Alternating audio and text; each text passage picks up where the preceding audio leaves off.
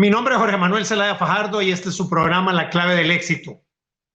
Un programa que está diseñado para que sea un aula en donde un invitado especial sea el profesor. Y todos nosotros vamos a aprender de ese profesor o esa profesora que es nuestra invitada especial. El programa de hoy tiene como invitada especial a una mujer hondureña que se ha convertido en una auténtica embajadora de nuestro país en el mundo, literalmente. Es una de las mujeres que más alto ha llegado a nivel internacional como ejecutiva, sin lugar a dudas. Nacida en Bruslaguna, departamento de Gracias a Dios en nuestro querido país Honduras, estudia después la secundaria en la Escuela Normal de Señoritas de Villahumada, en Danlí, El Paraíso, para después graduarse de ingeniero civil en la Universidad Nacional Autónoma de Honduras y obtener su maestría en gestión de recursos hídricos en la universidad en los Estados Unidos, en el estado de Arizona. Después de tener una trayectoria profesional sobresaliente en UNICEF, que es el Fondo de las Naciones Unidas para la Infancia, llega a ser recientemente nombrada como la directora regional de UNICEF para América Latina y el Caribe. Nos acompaña hoy la señora Jan Goff. Bienvenida, Jan. Muchas gracias, Jorge, por esta buena introducción. Y que solo para agregar que hice la educación primaria en Roatán, Islas de la Bahía, en Oak Ridge. Extraordinario, qué extraordinario. Yo soy ingeniero civil también, de pregrado, y quiero decirle que he cuidadosamente planificado el tiempo. Aquí tengo mi cronómetro para decirle que he planificado el tiempo para que nos ajuste, para aprender tanto de lo que ha hecho esta mujer. Así que comenzamos. Jan, ¿hay algún recuerdo, alguna vivencia, alguna influencia de su niñez en Bruslaguna o su primaria en Roatán o su secundaria en la Escuela Normal de Señoritas que le venga a la mente, que le venga a la memoria cuando recuerda? Bueno, creo que siempre le digo yo, fui a la escuela pública, yo soy una apasionada de la educación pública, porque pienso que todo es posible si tenemos la voluntad de aprender, de dedicarnos. Y siempre me recuerdo cuando era una niña, cuando mi padre y todos, mi madre, que siempre quisieran que yo fuera a la universidad, que siempre estudiara, y realmente poder contribuir al desarrollo del país. Entonces me recuerdo cuando yo estaba ahí, que cuando mi tía, con quien nos criamos en Roatán, ella era muy disciplinada, de esas personas que nos ponían con el reloj, y cuando me encantaba jugar, y cuando ella me decía, Jean, hay que venir a hacer su bordado, y no le decía, tía, yo tengo que estudiar. Entonces, claro, esa enseñanza que ella tanto me dio, la recuerdo tanto, que me dio el impulso y la base para poder continuar. Cuando yo me vine de mi casa, desde a los 12 años que me vine de la playa donde nacimos, a Roatán, a la escuela primaria, y después de venirme a los 12 años para Tegucigalpa y Villahumada, cuando está uno solo, y realmente esas enseñanzas y las bases que uno tiene en la primera infancia y antes de la preadolescencia son tan importantes para cada uno de nosotros. Para mí ese es el impulso que me dio esas bases centradas que tuve de mi niñez. Ahora, con esas bases que usted tuvo, luego toma la decisión de estudiar ingeniería civil en la Universidad Nacional Autónoma de Honduras. Le pregunto, ¿por qué estudió ingeniería civil? ¿Era por los números, por las matemáticas, por los proyectos, por construir, por el agua, por las instalaciones sanitarias? ¿Qué era lo que le emocionaba de estudiar ingeniería? Sabe que yo me encantaban los números, siempre era número uno en todos los números. Y mi padre era un ingeniero. Y yo dije, yo quiero ser como mi padre, que a pesar que estudió y se fue a la Mosquitia hondureña, yo también quiero ser ingeniera como él.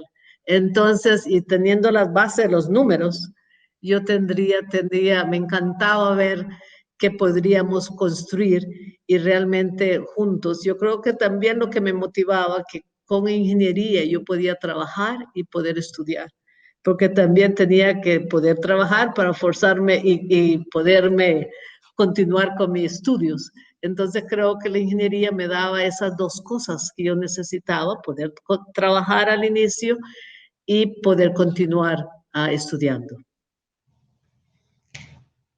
Y tal y como usted lo dice, subió otro escalón, porque después de estudiar la ingeniería civil, decide sacar una maestría en recursos hídricos en Estados Unidos. Cuéntenos un poco cómo logró irse a Estados Unidos y si el idioma fue tal vez alguna barrera o no lo fue. Yo siempre soy muy agradecida con todas las oportunidades que la vida me ha dado. Y yo trabajé en un programa en la municipalidad de Tegucigalpa con barrios marginados. Y en ese tiempo, ese programa era financiado por el gobierno de los Estados Unidos. Y tal vez ustedes se recuerdan todo el tiempo la Guerra Fría de Kissinger. Sí.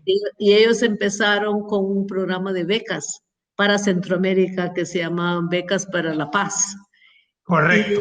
Y a través de este programa que yo trabajaba en apoyo de municipalidades de Honduras, que era financiado por el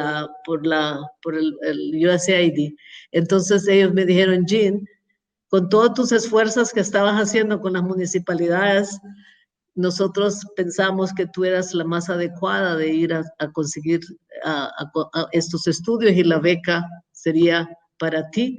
Sí, entonces, claro, por ese programa yo tuve la oportunidad de poder ir a sacar mi maestría, que es un requisito para poder entrar a UNICEF. Si yo no hubiera tenido la maestría, no hubiera podido a tener la oportunidad de ir a Estados Unidos a trabajar en UNICEF.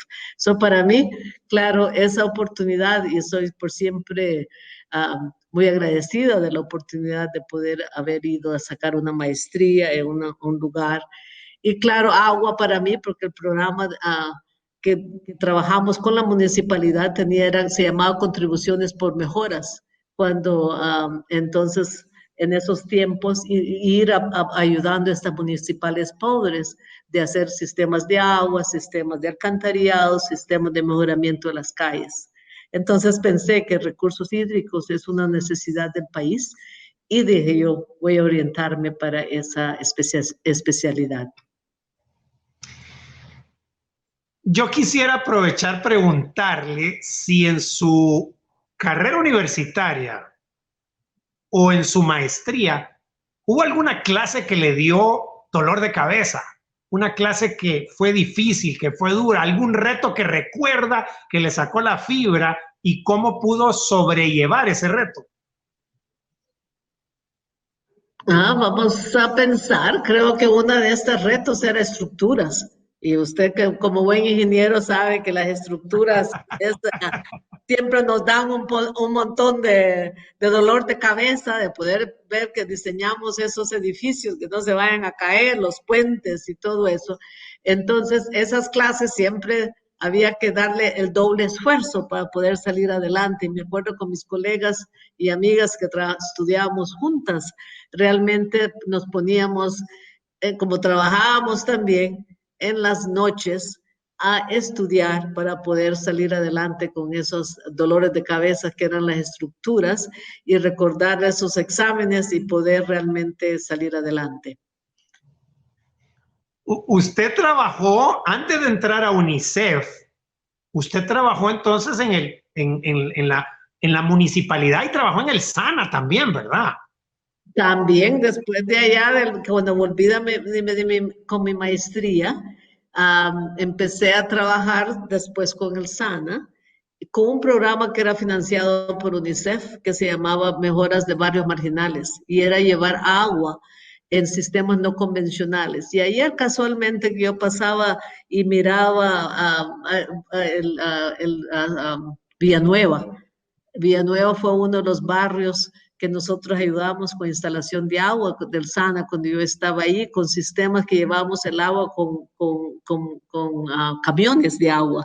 Y entonces hicimos toda una red para poder abastecer a muchos de estos barrios. Entonces, ese programa, y me dio tanta alegría ver que las casas ahora, que en esos tiempos, cuando tú le das oportunidades a las familias y la legalización de la tierra, que fue uno de los inicios de ese programa, y nosotros después logramos financiamiento para estos barrios, y da tanta alegría volverlos a ver ahora con sus casas construidas, porque antes tenían plásticos, otras láminas, otras como podían, pero al tener agua, al tener alcantarillados, la gente va mejorando su vivienda.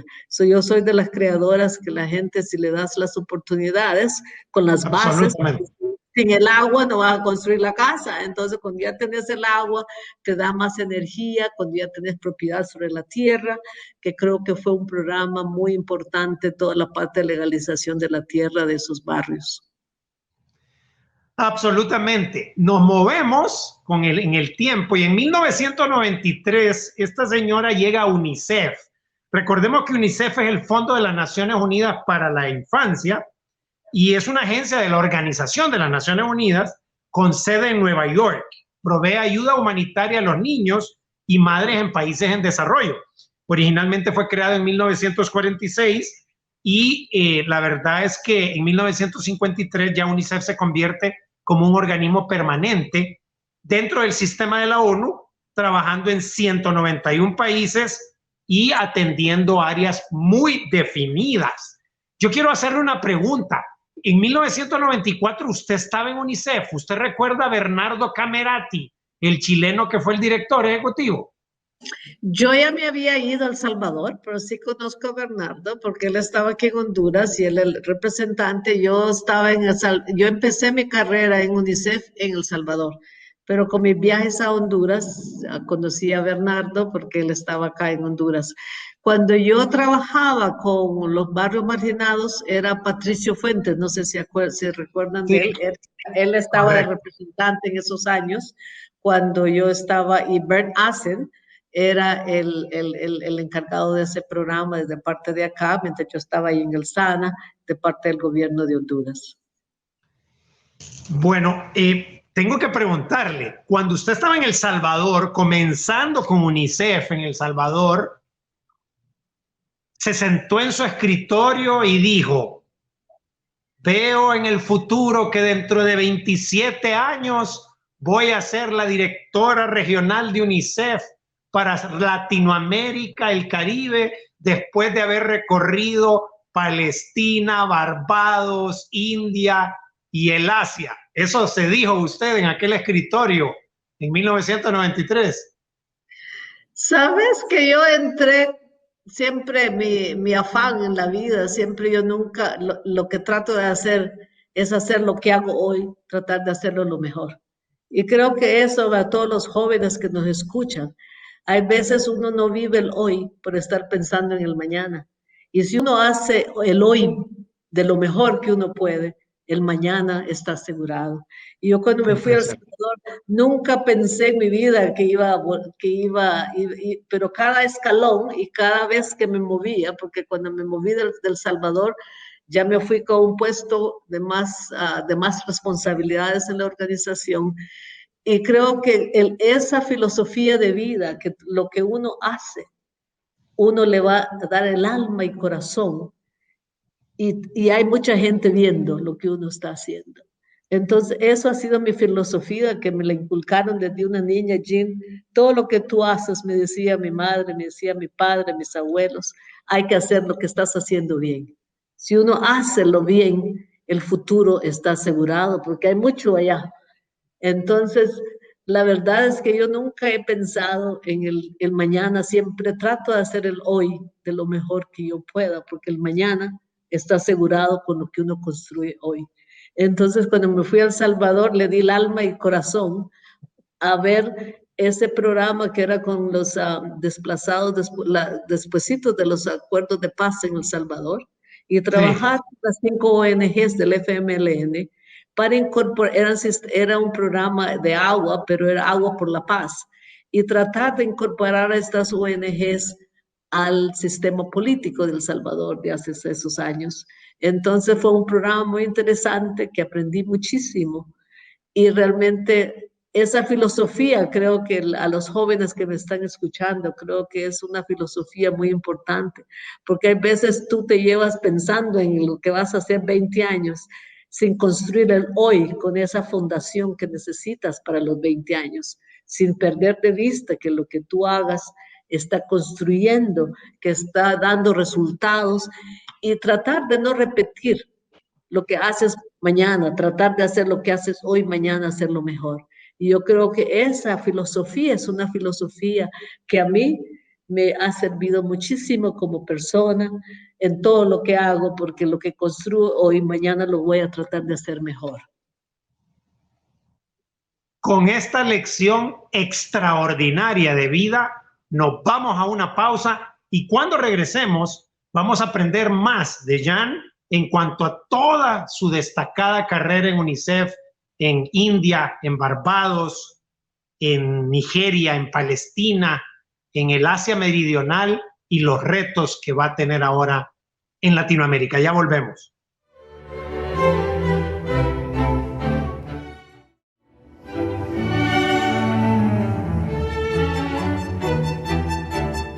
Para poder aprender todo lo que esta mujer de origen hondureño, hondureña de corazón, nacida en este bello país, ha hecho a lo largo de su carrera profesional en India, en Barbados, en Palestina, inclusive en Nigeria, tendríamos que tener mucho tiempo de ella y hablar también de lo que ha hecho en Sudasia. Vamos a tratar de hacer el mejor uso del tiempo para aprender su experiencia profesional y cómo de alguna manera eso tiene un impacto en nuestro aprendizaje. Yo quisiera preguntarle sobre el tema de Palestina. Me quiero mover, Jan, al tema de Palestina. ¿Usted cuánto tiempo estuvo allá y cuál fue el reto más grande que tuvo como ¿Fue la directora o la representante de país en el territorio? ¿Representante de UNICEF en el territorio palestino? Era la representante de UNICEF para el territorio palestino basada en Jerusalén. ¿Cuáles fueron los retos? Yo estoy tratando de imaginarme lo difícil. ¿En algún momento sintió su vida en peligro?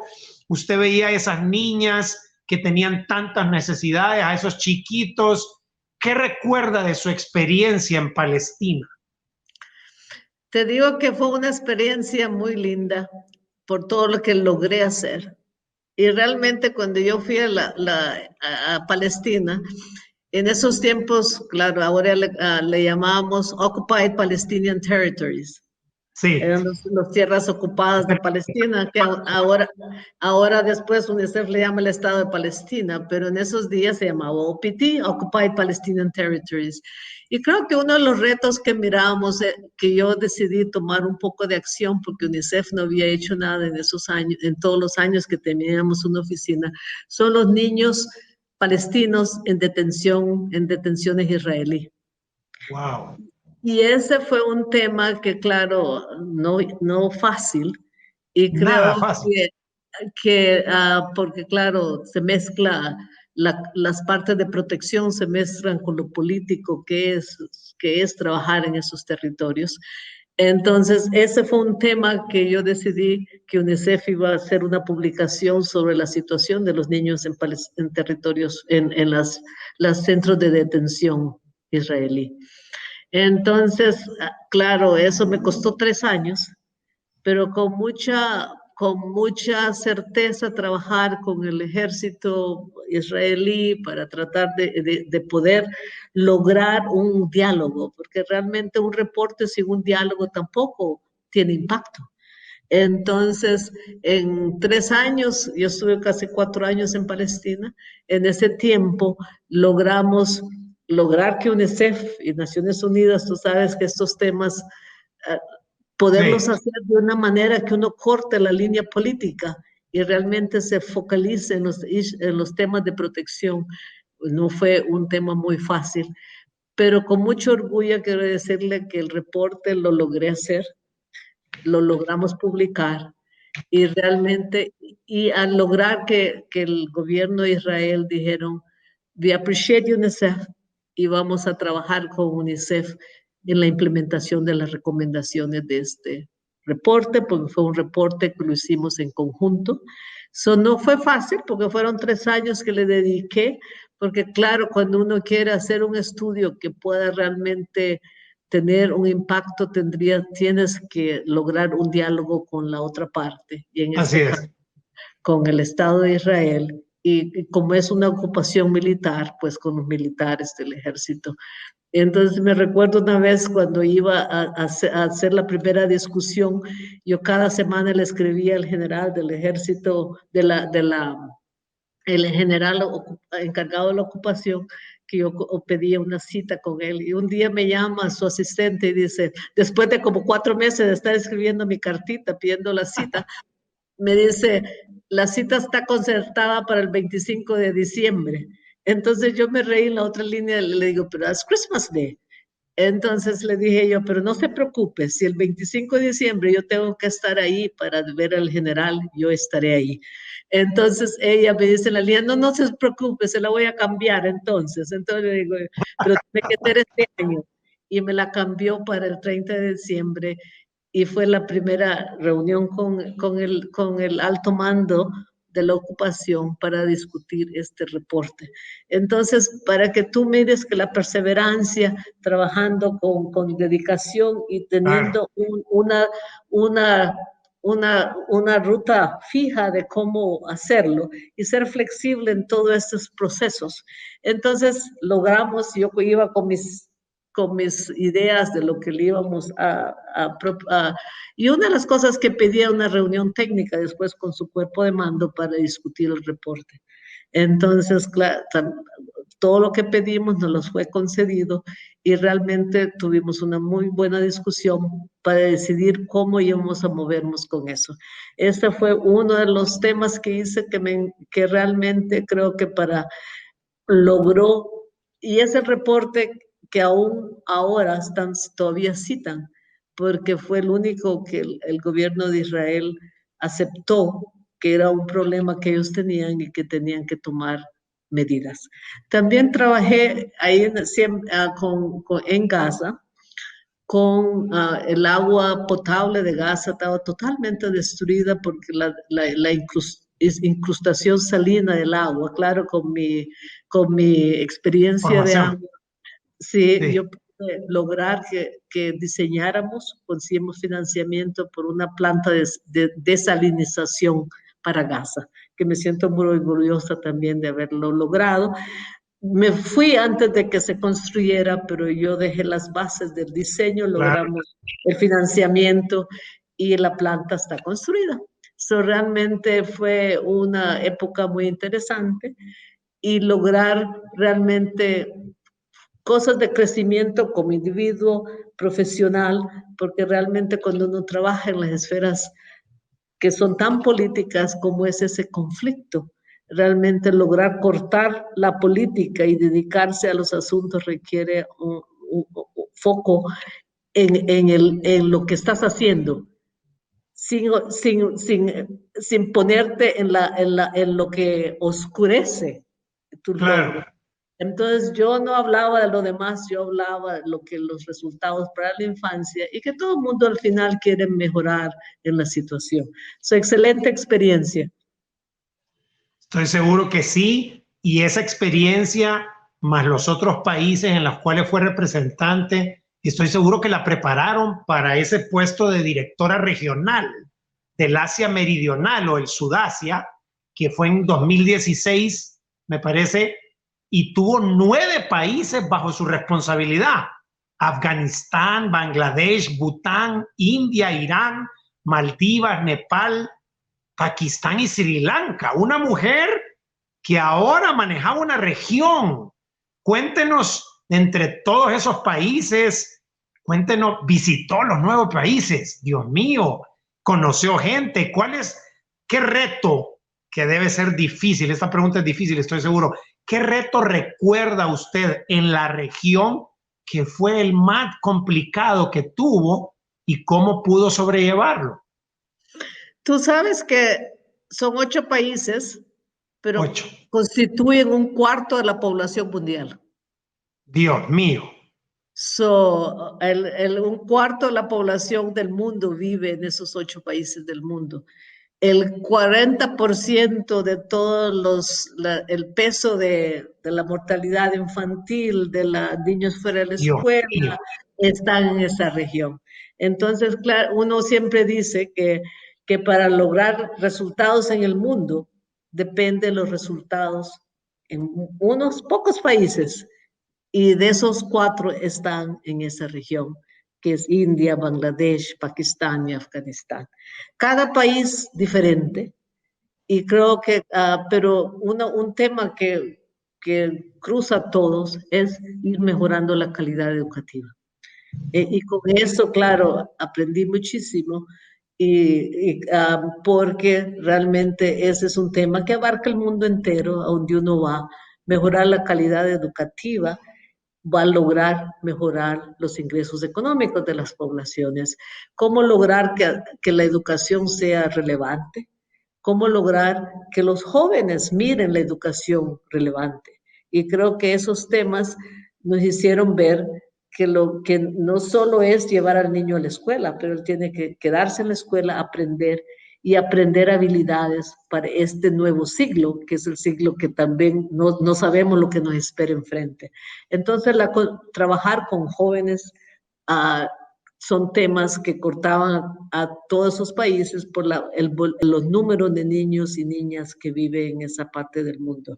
Claro, Afganistán por su conflicto es un Claro. país, y Pakistán con sus otros, tuvimos los rohingyas que vinieron de Myanmar a Bangladesh, 1 millón, aparecieron de la noche a la mañana en las costas de Bangladesh, y lograr nosotros poderle dar ayuda eran 600,000 niños que venían con parte de sus familias, que el 60% de la población que emigró desplazada de Myanmar a Bangladesh.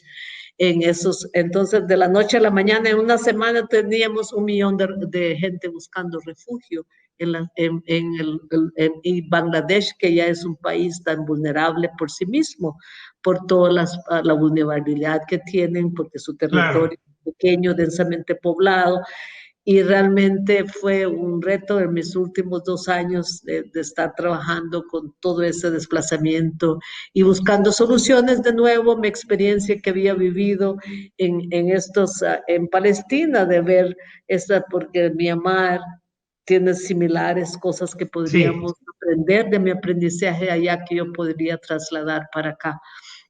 Entonces,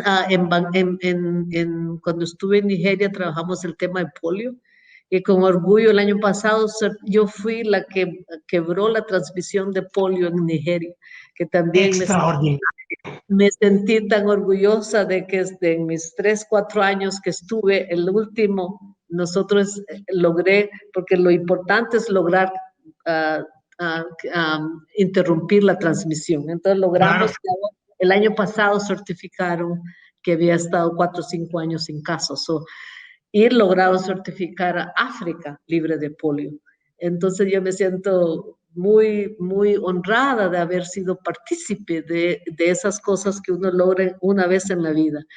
Claro, Pakistán y Afganistán son los últimos 2 países que han quedado con polio en el mundo. Sí, entonces, por la experiencia que traía de Nigeria, también la puse en práctica ahí, pero realmente con la pandemia no logramos, y me vine sin haber logrado interrumpir la transmisión ahí, pero creo que el programa está en buen camino para en los próximos 2 años, si la pandemia permite, porque toda la interrupción que tuvimos con la pandemia y otros problemas de acceso en Afganistán por el conflicto, también está. Pero polio, y lograr ver que una de las pocas enfermedades que estamos a punto de erradicar en el mundo, he sido una partícipe en eso. Para mí me siento humilde de poder contribuir con un poco de grano de arena a ese logro mundial.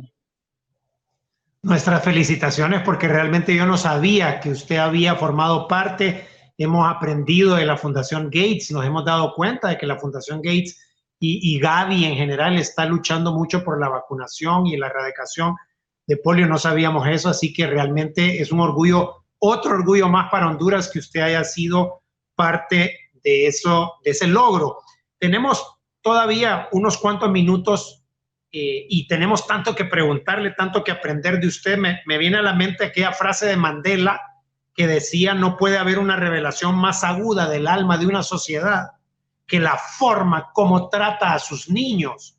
Y entonces quiero preguntarle, ahora que está en América Latina, que va a ver la región, una región preciosa, desde México hasta la Patagonia, que tenemos el Caribe. Yo quisiera preguntarle, hay tantas cosas que preguntarle, pero yo estoy seguro que usted tiene muchas prioridades para América Latina y que está aprendiendo de la región que en algún momento estuvo y tuvo que partir. Creo que la pregunta, voy a tener que priorizar y poner una pregunta antes de terminar. Me quedan 2 preguntas. Voy a hacerle una pregunta que esa la voy a priorizar de 5 que tengo. Voy a hacer la más importante y de ahí le hago la de cierre para honrar el tiempo que le prometí.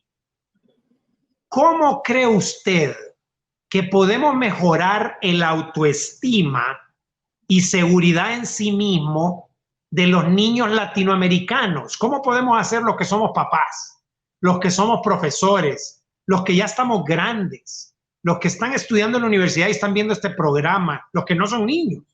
¿Cómo podemos nosotros ayudarle a levantar esa autoestima de los niños y niñas en nuestro país? Particularmente niñas, no solo en nuestro país, en nuestra región, niñas, porque cuando vemos los resultados de niñas con alta autoestima y educación, cambian el mundo. América Latina con niñas educadas y con niñas seguras de sí mismas, Dios mío, sería otra América Latina. Estoy tratando de lograr hacer una sola pregunta. ¿Qué nos recomiendan los grandes que hagamos con los chicos para subir esa autoestima en América Latina? ¿Sabes que yo creo que la inversión en la primera infancia, en los primeros años de vida, son tan críticos que definen el futuro de todos nosotros? Y yo creo que eso es lo que hemos aprendido. Si logramos invertir en esa primera infancia, donde las neuronas están a la mayor capacidad, y que realmente le dediquemos tiempo a esa primera infancia, creo que logramos la mitad de la batalla o más de la mitad de la batalla. Y la segunda oportunidad que tenemos, donde las neuronas se acaban, es la segunda década, que es la adolescencia.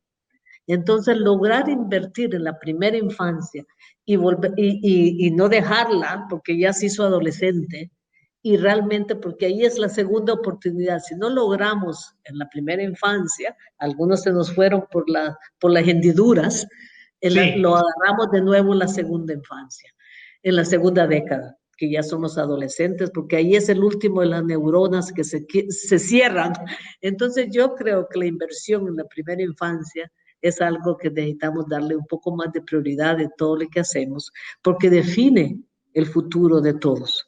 Entonces yo sé a todos los que están padres o no son, o los que estamos responsables de presupuestar inversiones, creo que invertir en la primera infancia es algo que da retornos incalculables, porque si lo haces bien, tus retornos van a ser, por cada dólar, creo que son $16 que tú logras. Entonces, creo que esa es una prioridad que va a continuar. Y creo que a tener un poco más en la segunda oportunidad que tenemos por las neuronas y por toda la mental, es en la segunda década, que son los adolescentes. Creo que si logramos unir estos 2 polos, porque creo que invertimos, yo creo que aquí en Latinoamérica hemos hecho un montón en la educación primaria, pero con COVID yo estoy extremadamente preocupada por Latinoamérica. Correcto. Porque las escuelas han estado cerradas por más de un año y ya estamos entrando al nuevo ciclo escolar del 2021. Y creo que si podemos abrir la economía, deberíamos de poder abrir las escuelas y hacerlo de una manera que Creo que a veces los tomadores de decisión quieren hacerlo uniforme, pero el mundo no es uniforme. Donde tenemos menos casos de COVID, las escuelas no hay razón para que no estén abiertas. ¿Cómo podemos realmente ganar el tiempo perdido? Porque un año perdido, tú sabes, Correcto. en la vida de un niño es 20 años.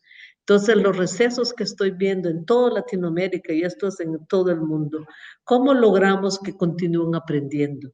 Y ya sabemos que el Internet no está llegando a todas las familias. Y a mí me da tanto dolor porque yo soy producto de la escuela pública. Y yo siento que necesitamos realmente darle un empujón para realmente Completamente de acuerdo. recaudar eso. Esa sería una de las grandes prioridades si yo tuviera una. Claro que necesitamos de movilizar no solo gobiernos, porque creo que el gobierno tiene un rol, pero la empresa privada, la sociedad civil, todos juntos creo que podemos hacer una gran transformación para Honduras, que realmente creo y usar la tecnología. Yo tengo una idea de que los niños necesitan maestros, pero en las comunidades remotas, a veces el maestro también necesita ayuda. ¿Cómo podemos tenerle ayudas Así es. audiovisuales que sean electrónicas y usar todos estos jóvenes que tiene Honduras educados, que podríamos tener programas ya programadas para que le ayude con las matemáticas, le ayude con la lectura, le ayude a mejorar y realmente podríamos transformar este país? Extraordinario. Llegamos al final. Realmente la forma como usted, esa visión que tiene tan clara, esa claridad que nos ha transmitido a lo largo de todo este programa, que lastimosamente tenemos que cerrar, ha sido muy valiosa. Somos, reitero, en nombre de todo Honduras, en nombre de Centroamérica, en nombre de América Latina, estamos orgullosos de que una persona de su calibre vaya a dirigir UNICEF para toda nuestra región. Estamos muy entusiasmados de lo que viene con usted, con su liderazgo. Y tengo que cerrar el programa como lo hacemos con todos nuestros distinguidos invitados especiales. Aunque usted ya más o menos nos dio una parcial respuesta a esta pregunta, se la tengo que hacer. ¿Qué es para Jean Goff la clave de lo que la ha llevado al éxito hasta este momento? Usted nos dijo un poquito, pero si tuviera que darle usted esa clave a un grupo de jóvenes que están listos para apuntar, ¿qué es lo que la ha llevado a ella donde está? ¿Qué les diría? Que no tengan miedo. Yo creo que a veces el miedo nos detiene. Creo que los retos son retos y hay que uno analizarlos, pero con firmeza, resistencia, dedicación, porque realmente cuando uno le da miedo, se retrae. Y yo creo que tener esperanza, tener fe. Yo creo que a veces la palabra fe no la usamos lo suficiente para realmente ver que todo es posible. Cuando tenemos retos, buscar ayuda. ¿Quién tiene alguna que pueda darte ideas? Y hay veces nos encerramos en nosotros mismos sin pensar que alrededor de nosotros hay un montón que nos pueden ayudar si realmente buscamos y pedimos con fe de que realmente tus ideas y trabajar duro. Nada viene del cielo. Realmente el trabajo, la honestidad, la dedicación, la ética profesional en todo lo que uno hace.